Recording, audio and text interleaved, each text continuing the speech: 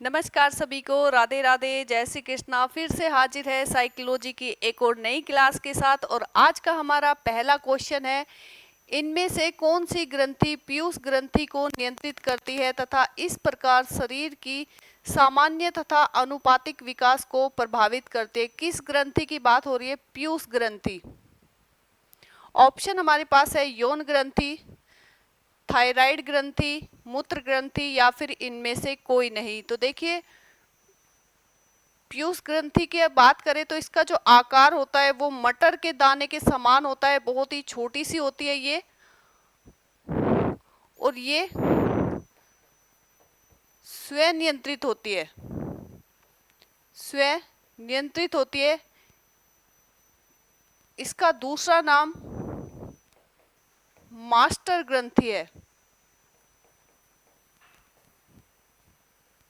तो देखिए, पीयूष जो ग्रंथि है इसका जो आकार है वो एक मटर के दाने के समान है। और कोई भी ग्रंथि इनमें से यौन ग्रंथि, थायराइड ग्रंथि, मूत्र ग्रंथि, कोई भी ग्रंथि जो है इसको नियंत्रित नहीं करती है, क्योंकि ये स्वयं नियंत्रित होती है। और हम इसको जो कहते हैं मास्टर ग्रंथि कहते हैं। क्या नाम है इसका दूसरा? मास्टर ग्रंथि भी हम इसको कहते हैं।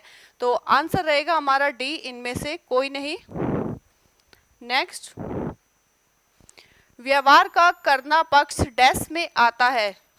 सीखने के गतिक क्षेत्र में, सीखने के भावात्मक क्षेत्र में, सीखने के मनोवैज्ञानिक क्षेत्र में और सीखने के संज्ञानात्मक क्षेत्र में। तो देखिए, सीखने के 3 क्षेत्र होते हैं मुख्य रूप से।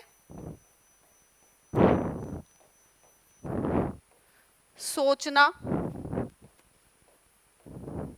महसूस करना और करना। तो देखिए, ये जो करना क्षेत्र है इसमें क्या होता है,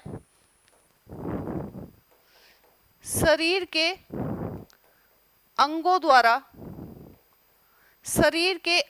द्वारा कोई भी गतिविधि की जाती है। कोई भी गतिविधि या फिर कोई भी कार्य किसके द्वारा किया जाता है? शरीर के अंगों द्वारा या फिर शारीरिक मांसपेशियों द्वारा कोई भी कार्य किया जाता है। तो करना क्षेत्र किससे संबंधित है? शरीर के अंगों से। और जो ये गतिक क्षेत्र है इसमें भी क्या है? गति है, यानी कि गतिविधियां की जाती है किसके द्वारा? शारीरिक अंगों के द्वारा। और जो गतिक क्षेत्र है इसका तालमेल किससे होता है? शारीरिक अंगों के साथ होता है। तो यहाँ पर जो है व्यवहार का करना क्षेत्र किससे संबंधित होगा? सीखने के गतिक क्षेत्र से संबंधित होगा, यानी कि शरीर के अंगों द्वारा या फिर मांसपेशियों के द्वारा कोई भी गतिविधि करके सीखना, यानी कि सीखने के गतिक क्षेत्र से संबंधित है। आंसर रहेगा इसमें ए। गर्भ में बालक को विकसित होने में कितना दिन लगता है? 150 दिन, 280 दिन, 390 दिन या फिर 640 दिन। तो देखिए, दिन की बात करें तो 280 दिन लगते हैं। सप्ताह की बात करें, सप्ताह की तो लगभग 40 सप्ताह। महीनों की बात करें तो लगभग 9 से 10 महीने, 10 महीने। और जो बालक जब माँ के गर्भ में रहता है ये 3 अवस्थाओं से होकर गुजरता है। इसका विकास कब? जन्म से पूर्व की अवस्था, गर्भ अवस्था में भी कौन सी अवस्था? तो पहली जो अवस्था है ये रहेगी कौन सी?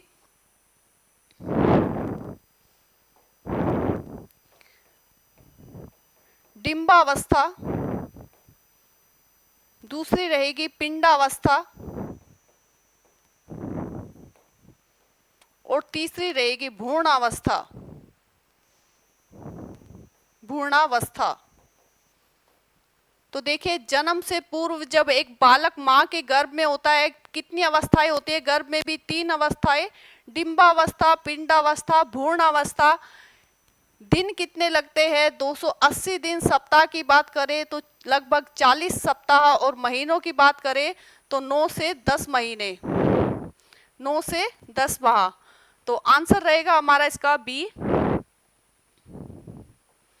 नेक्स्ट, निम्नलिखित में से कौन सा सूक्ष्म गति कौशल का उदाहरण है?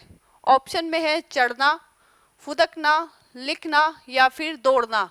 तो देखिए, एक होता है सूक्ष्म गति कौशल और एक होता है स्थूल गति कौशल,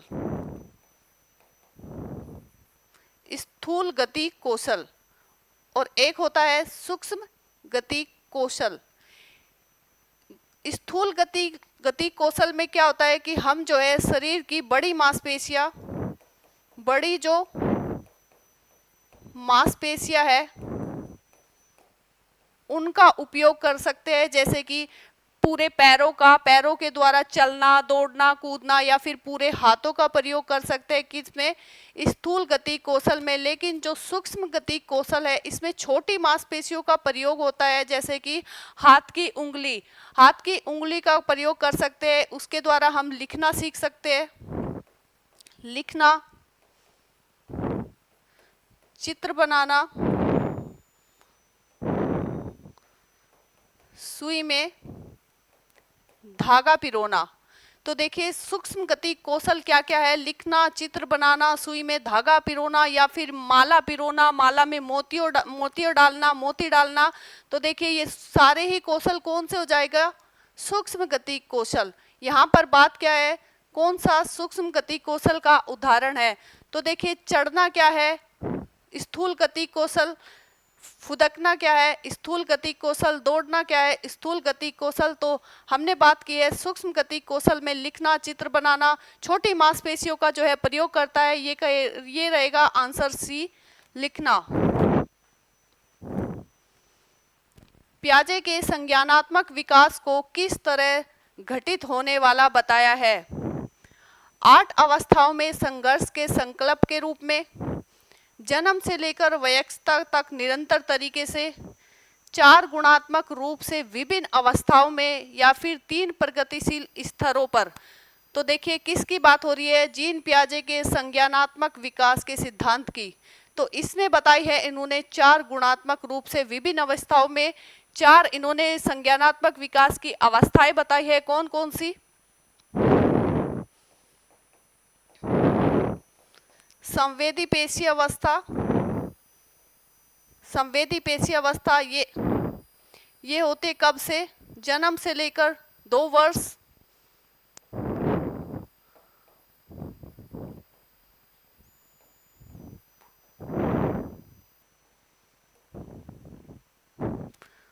पूर्व संक्रियात्मक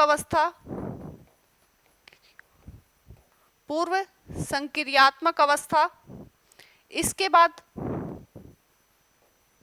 मूर्त या फिर कहे स्थूल, मूर्त या स्थूल संक्रियात्मक अवस्था, अमूर्त या कहे औपचारिक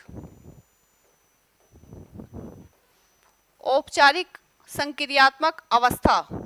तो देखिए जीन पियाजे ने कितनी 4 अवस्थाएं बताई है, संवेदी पेशीय अवस्था, पूर्व संक्रियात्मक अवस्था, मूर्त या फिर स्थूल संक्रियात्मक अवस्था, अमूर्त या औपचारिक संक्रियात्मक अवस्था। ये रहेगी 0 से 2, 2 से 7 वर्ष, 7 से 11 वर्ष, और 11 वर्ष से ऊपर की अवस्था को हम क्या कहेंगे, अमूर्त या औपचारिक संक्रियात्मक अवस्था।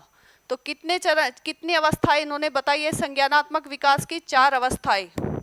आंसर रहेगा इसमें हमारा सी। रमा ने अपने भाई ताहिर के साथ मतलबी तरीके से व्यवहार किया। कैसे मतलबी तरीके से व्यवहार किया, अगले दिन ताहिर बीमार हो गया। रमा ने निष्कर्ष निकाला कि उसने अपने भाई को बीमार कर दिया। पियाजे के अनुसार रमा संज्ञानात्मक विकास के किस चरण में है। ऑप्शन में चारों ही अवस्थाएं जीन पियाजे की दी हुई है। तो देखिए रमा जो है किस अवस्था में है, मूर्त संक्रियात्मक अवस्था, औपचारिक संक्रियात्मक अवस्था, संवेदी चालक अवस्था, या फिर पूर्व संक्रियात्मक अवस्था। तो देखिए जो पूर्व संक्रियात्मक अवस्था है वो इसमें सही रहेगी। कौन सी अवस्था है ये, 2 से लेकर 7 वर्ष की ये अवस्था है, और इसमें बच्चा क्या करता है, पारगामी तर्क प्रस्तुत करता है, पारगामी तर्क प्रस्तुत करता है, यानी कि दो ऐसी घटनाओं का संबंध आपस में जोड़ देता है जिनका वास्तविक रूप में कोई संबंध या फिर तार्किक रूप से कोई संबंध नहीं होता है। ये क्या होता है? पारगामी तर्क। और इस आयु का जो बच्चा है कैसे तर्क प्रस्तुत करता है? पारगामी तर्क प्रस्तुत करता है, यानी कि उन दो घटनाओं को आपस में जोड़ देगा जिनका आपस में मतलब ही नहीं है, कोई संबंध नहीं है। यहाँ पर रमा भी क्या कर रही है कि मतलबी व्यवहार उसने अपने भाई के साथ किया और भाई क्या हो गया? बीमार पड़ गया। तो ऐसा नहीं था कि रमा ने ताहिर के साथ मतलबी व्यवहार किया इसलिए वो बीमार पड़ा। तो उसने क्या दिया? पारगामी तर्क प्रस्तुत किया। और ये किस अवस्था में करता है बालक? पूर्व संक्रियात्मक अवस्था में। तो आंसर इसका रहेगा डी। पियाजे के अनुसार निम्नलिखित में से कौन सा समायोजन का उदाहरण है? तो देखिए, समायोजन का उदाहरण पूछा है, कौन सा है? बच्चा पहली बार अपने जूतों को बांधना सीखता है। बच्चा परिचित वस्तु के लिए नए शब्द सीखता है। एक बच्चा महसूस करता है कि कुत्ता और बिल्ली दोनों जानवर है। एक बच्चा अतिरिक्त पहियों के साथ साइकिल चलाना सीखता है। तो देखिए, जीन पियाजे ने जो समायोजन है उसके लिए क्या कहा है कि जो बालक के अंदर पहले से ही मौजूदा मानसिक संरचनाएं हैं,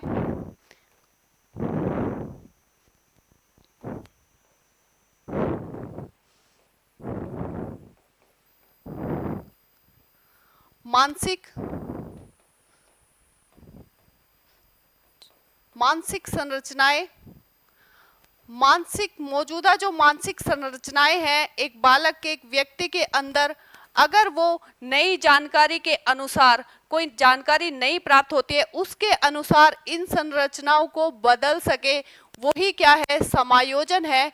यानी कि एक बालक के अंदर पहले से ही किसी जानकारी किसी वस्तु के बारे में है और उसे कुछ अधिक जानकारी, एक्स्ट्रा जानकारी मिल जाती है और उस नई जानकारी के आधार पर वो अपनी मानसिक संरचनाओं को बदल ले, वही क्या है? समायोजन है।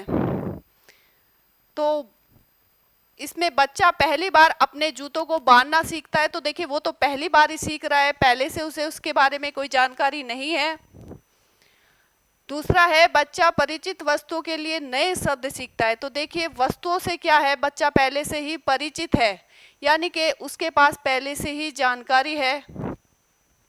अब क्या सीख रहा है? वो नए शब्द सीखता है, नए शब्द सीखता है। उदाहरण के लिए, जैसे कि एक बच्चे को पता है ये खिड़की है, ये दरवाजा है, ये पंखा है, लेकिन इंग्लिश में अगर उसको नए शब्द सिखाए जाए, इसको हम विंडो कहते हैं, इसको गेट कहते हैं, इसको फैन कहते हैं, तो नई जानकारी को क्या करे? वो अपनी संरचनाओं को बदले। पुरानी जो संरचनाएं हैं, पुराने जो नाम जानता है वो किसी भी वस्तु के, तो नई जानकारी के आधार पर अपनी जो स्कीमा उसने बनाई हुई है, मानसिक संरचनाएं जो बनाई हुई है, उनमें क्या करे? बदलाव करे। तो यहाँ पर बच्चा परिचित वस्तु के लिए नए शब्द सीखता है, तो सही है। ये क्या है? समायोजन का उदाहरण है। एक बच्चा महसूस करता है कि कुत्ता और बिल्ली दोनों ही जानवर है, यानी कि एक बच्चे को जो है कुत्ते के बारे में भी पता है और बिल्ली के बारे में भी मालूम है, लेकिन उसे अभी ये पता चला है, महसूस किया है उसने कि दोनों ही एक ही कैटेगरी के हैं, दोनों को हम क्या कह सकते हैं? जानवर कह सकते हैं। तो ये भी यहाँ पर सही रहेगा, समायोजन का उदाहरण है ये भी। एक बच्चा अतिरिक्त पहियों के साथ साइकिल चलाना सीखता है, तो ये कोई समायोजन का उदाहरण नहीं है। तो देखिए, यहाँ पर दोनों ही ऑप्शन जो है सही है, बी और सी दोनों ही जो है समायोजन का उदाहरण है, दोनों ही यहाँ पर सही है। तो आंसर 2 मिलेंगे इसमें, बी और सी। ब्रूनर के अनुसार मानसिक विकास की किस अवस्था में बच्चे अपनी अनुभूति को भाषा के माध्यम से क्या कर सकते हैं? अभिव्यक्त करते हैं। किसके अनुसार? जेरोम ब्रूनर के अनुसार। इन्होंने कौन सी अवस्थाएं मानसिक विकास की? इन्होंने 4 अवस्था बताई थी। कौन कौन सी? सक्रियता अवस्था, दृश्य प्रतिमा अवस्था और सांकेतिक अवस्था। ये जो सक्रियता अवस्था है ये इनकी पहली अवस्था है, जन्म से लेकर 1 वर्ष तक की। दृश्य प्रतिमा अवस्था है 1 से लेकर 6 वर्ष तक की।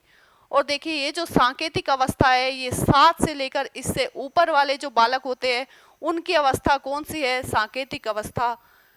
यहाँ पर अगर बात करें संक्रियात्मक अवस्था की, जो बच्चा है वो क्या करेगा, अपनी बात को कैसे समझाएगा, क्रिया करके, क्रिया करके ही अपनी बात को समझा सकता है। 0 से लेकर 1 वर्ष का बालक, उदाहरण के लिए अगर बच्चे को भूख लगती है तो वो क्या करेगा, रोएगा, हाथ पैर हिलाएगा, यानी कि क्रिया करके अपनी बात को समझाएगा, व्यक्त करेगा। बात करें दृश्य प्रतिमा अवस्था की, तो इसमें जो बालक है दृश्य और चित्रों को देखकर जानकारी प्राप्त करता है। सांकेतिक अवस्था की बात करें तो देखिए 7 वर्ष और उससे ऊपर का जो बालक है वो शब्दों का ज्ञान उसे हो जाता है, भाषा का ज्ञान हो जाता है, भाषा का संकेतों को समझने लगता है, संकेतों को क्या, भाषा का, शब्दों का और संकेतों का ज्ञान इस आयु में जो है हो जाता है। तो अपनी बात को जो है व्यक्त करने के लिए बच्चा जो है, बालक जो है, शब्दों का प्रयोग कर सकता है, भाषा का प्रयोग कर सकता है, संकेतों का प्रयोग कर सकता है। तो देखिए पूछा था अनुभूति को, अपनी अनुभूति को भाषा के माध्यम से कब व्यक्त करता है, तो यहाँ पर रहेगा हमारा सांकेतिक अवस्था। आंसर इसका रहेगा सी। पियाजे के अनुसार अनुकरण करने की प्रवृत्ति संज्ञानात्मक विकास की किस अवस्था से संबंधित है, कौन सी, अनुकरण करने की प्रवृत्ति। तो देखिए संवेदी पेशी अवस्था 0 से लेकर 2 वर्ष तक की, पूर्व संक्रियात्मक अवस्था 2 से लेकर 7 वर्ष, ठोस संक्रियात्मक अवस्था या फिर कहे मूर्त संक्रियात्मक अवस्था 7 से लेकर 11 वर्ष तक, और औपचारिक यानी कि अमूर्त संक्रियात्मक अवस्था ये रहेगी 11 वर्ष से लेकर ऊपर के बालकों की अवस्था। तो देखिए बालक अनुकरण किस आयु में करता है, आपके आसपास छोटे बालक होंगे, घर में होंगे, तो अनुकरण के द्वारा कौन से आयु के बालक सीखते हैं, तो ये रहेगा 2 से लेकर जो 7 वर्ष के बालक होते हैं, ये किसके द्वारा सीखते हैं, अनुकरण द्वारा सीखते हैं, अनुकरण के द्वारा सीखते हैं। आपने देखा होगा बच्चे को कभी भी भाषा सिखाई नहीं जाती, अपने घर में ही माता पिता को देखकर, अपने आसपास के लोगों को देखकर, घर में और फैमिली मेंबर को देखकर क्या होता है, बालक जो है भाषा सीख जाता है। एक बालक जो है अपने माता पिता को देखता है कि खाने से पहले क्या करे, हाथ धो ले, तो बालक भी जो है माता पिता को देखेगा और वो भी क्या करेगा, हाथ धोएगा। बाहर से कोई आ रहे हैं तो जूते चप्पल गेट के बाहर ही निकाल देगा, तो बालक भी क्या करेगा, माता पिता का अनुकरण करेगा और गेट के बाहर ही अपने जूते चप्पल खोलकर अंदर आएगा। तो ये कौन सी अवस्था है, अनुकरण करने की अवस्था, यानी कि बालक अपने माता पिता का अनुकरण करता है, घर वालों का अनुकरण करता है, कौन सी अवस्था में, पूर्व संक्रियात्मक अवस्था। तो आंसर हमारा यहाँ पर इसमें बी रहेगा। नेक्स्ट, पियाजे के संज्ञानात्मक विकास के सिद्धांत के संवेदी चालक अवस्था के 2 महत्वपूर्ण संज्ञानात्मक विकास मील के पत्थर है। तो देखिए इसमें ऑप्शन में है जीववाद और परिवर्तन, वर्गीकरण और क्रमबद्धता, वस्तु स्थायित्व और स्थगित अनुकरण, प्रवृत्ति चिंतन और परिकल्पित निगमनात्मक तर्क। तो देखिए बात किसकी हो रही है, संवेदी चालक अवस्था, यानी कि 0 से लेकर 2 वर्ष जिनकी आयु होती है बालक की, उन बालक की यहाँ पर बात हो रही है। तो इस आयु के जो बालक है उसमें आ जाता है क्या, वस्तु स्थायित्व और स्थगित अनुकरण का गुण। वस्तु स्थायित्व क्या होता है, वस्तु स्थायित्व कि बालक जो है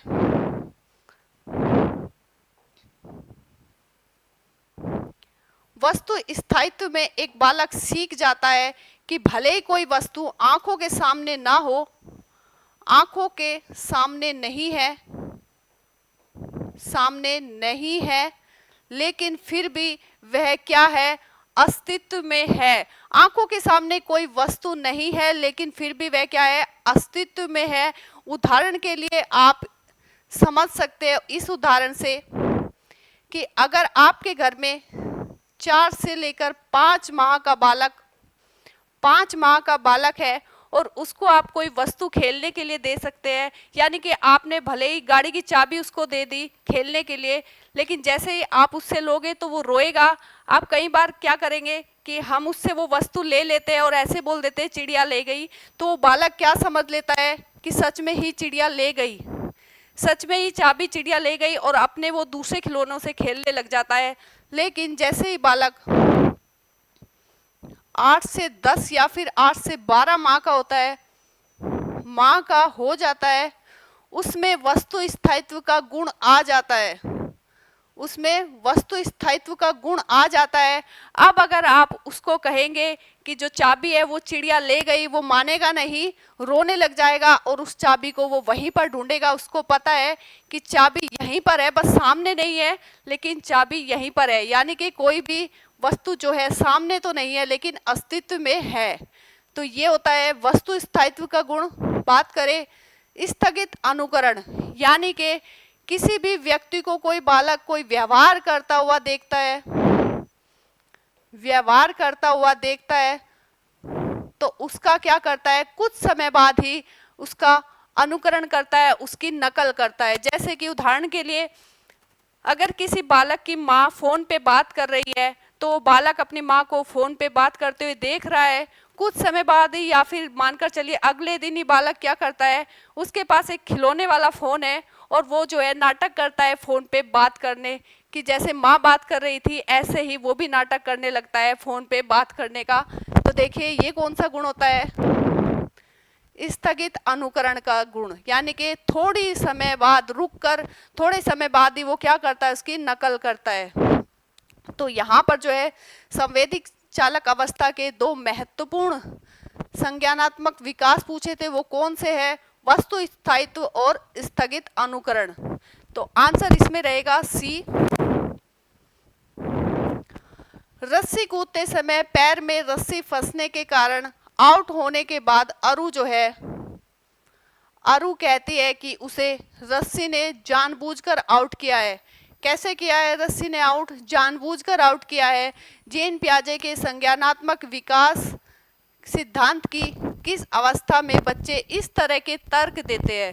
तो देखिए जो अरु है वो किसको कह रही है, रस्सी को, कि रस्सी ने मुझे कैसे आउट किया है, जानबूझकर, यानी कि रस्सी में वो क्या समझती है, जीवन है, सोचने समझने की क्षमता है, और रस्सी में भी क्या है, जीवन है, यानी कि जीववाद का उदाहरण है ये। जीववाद का उदाहरण है। इसमें क्या होता है कि एक बच्चा जो है निर्जीव वस्तुओं को भी,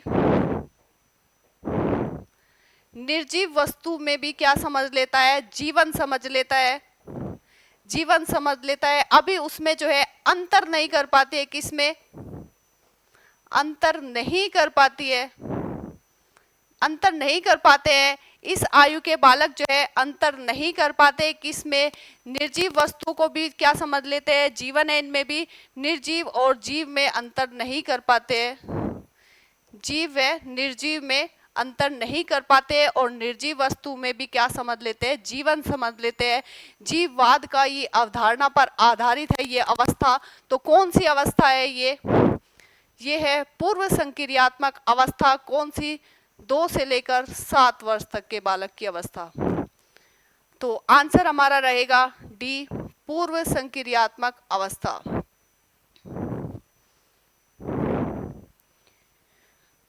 पियाजे ने अपने संज्ञानात्मक विकास सिद्धांत में किस अवधारणा पर चर्चा नहीं की है,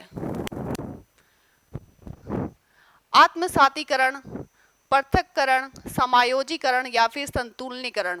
तो देखिए जीन पियाजे की बात हो रही है और जीन पियाजे के संज्ञानात्मक विकास सिद्धांत की बात हो रही है, और इन्होंने यहाँ पर जो है आत्मसातीकरण की भी बात की है, समायोजीकरण की भी बात की है, संतुलनीकरण की भी बात की है, साथ में अनुकूलन की भी बात की है, अनुकूलन की भी बात इन्होंने की है। बात किसकी नहीं की है, पृथक्करण की बात इन्होंने नहीं की है। तो आंसर यहाँ पर रहेगा बी।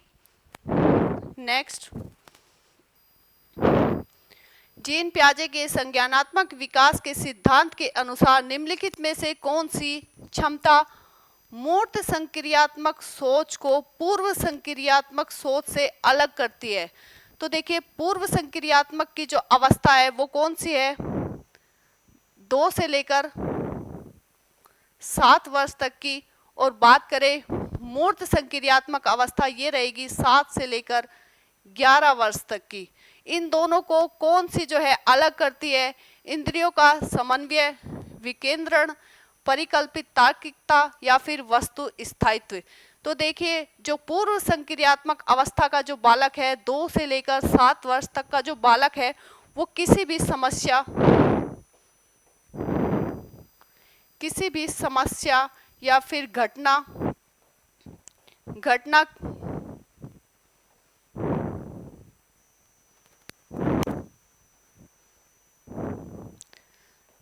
समस्या या घटना के सिर्फ एक पहलू पर ही क्या करता है? अपना ध्यान केंद्रित करता है। 2 से लेकर 7 वर्ष का जो बालक है वो चिंतन नहीं कर सकता है, ना तो अमूर्त ना ही मूर्त चिंतन कर सकता है। तो वो उसके सामने अगर कोई समस्या रख दे, कोई घटना आ जाए, घटना घट जाए, कोई परिस्थिति आ जाए, तो वो क्या करेगा? उस समस्या के सिर्फ और सिर्फ एक पहलू पर ही केंद्रित रहेगा। लेकिन जो ये मूर्त संक्रियात्मक अवस्था है, बालक कितने आयु का हो गया है? 7 से लेकर 11 वर्ष तक की आयु का ये बालक हो गया है, और इसमें अगर समस्या आ जाती है इसके सामने, तो बालक क्या करेगा? ध्यान उसका जो होगा विभिन्न पहलुओं पर होगा।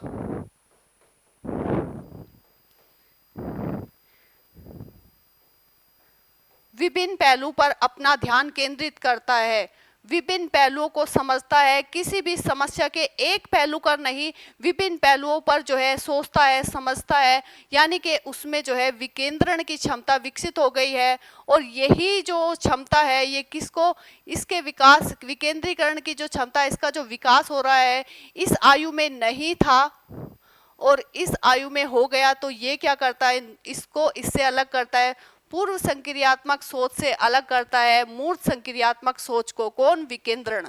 तो आंसर इसमें रहेगा हमारा बी। विकास के किस पहलू में तर्क, चिंतन और समस्या समाधान की व्याख्या की जाती है? तो देखिए, सामाजिक विकास, संज्ञानात्मक विकास, नैतिक विकास और गतिक विकास। तो देखिए, जो तर्क और चिंतन और समस्या है ये कहाँ होती है? मन में होती है, मानसिक होती है, मानसिक विकास से संबंधित होती है। और मानसिक क्या होगा? संज्ञानात्मक विकास होगा। और संज्ञानात्मक विकास कैसी प्रक्रिया है? संज्ञानात्मक जो विकास है वो एक प्रकार से, संज्ञानात्मक जो विकास है इसमें क्या करता है? बालक ज्ञान प्राप्त करता है। ज्ञान प्राप्त करने की प्रक्रिया है। संज्ञानात्मक विकास किस प्रकार की प्रक्रिया है? ज्ञान प्राप्त करने की प्रक्रिया है। ज्ञान को बालक जो है ज्ञान प्राप्त करेगा, उसको व्यवस्थित करेगा और उसका क्या कर सकेगा? उपयोग करेगा। किसके द्वारा? संज्ञानात्मक विकास के द्वारा। और तर्क, चिंतन और समस्या समाधान भी किसके द्वारा होगा? संज्ञानात्मक विकास के द्वारा ही होगा। तो आंसर इसमें रहेगा हमारा बी। कथन और कारण का क्वेश्चन है। और देखिए, अभिकथन है, शिक्षार्थी जो पहले से जानते हैं उसके आधार पर अपने ज्ञान का निर्माण करते हैं। कारण है, पैटर्न ढूंढना, पिछले ज्ञान के साथ जुड़ाव बनाने से शिक्षार्थियों को जानकारी को सार्थक रूप से संसाधित करने में मदद मिलती है। और ऑप्शन में है ए आर, दोनों सही है। ए आर की सही व्याख्या करता है। ए आर दोनों सही है लेकिन ए आर की सही व्याख्या नहीं करता है। ए सही है लेकिन आर गलत है। ए और आर दोनों गलत है। तो देखिए, आज का ये हमारा लास्ट क्वेश्चन है और इसका जवाब आप मुझे कमेंट बॉक्स में दीजिएगा। और आज की क्लास आपको पसंद आए तो वीडियो को लाइक कीजिएगा। मिलते हैं नेक्स्ट क्लास में, तब तक के लिए बहुत बहुत धन्यवाद।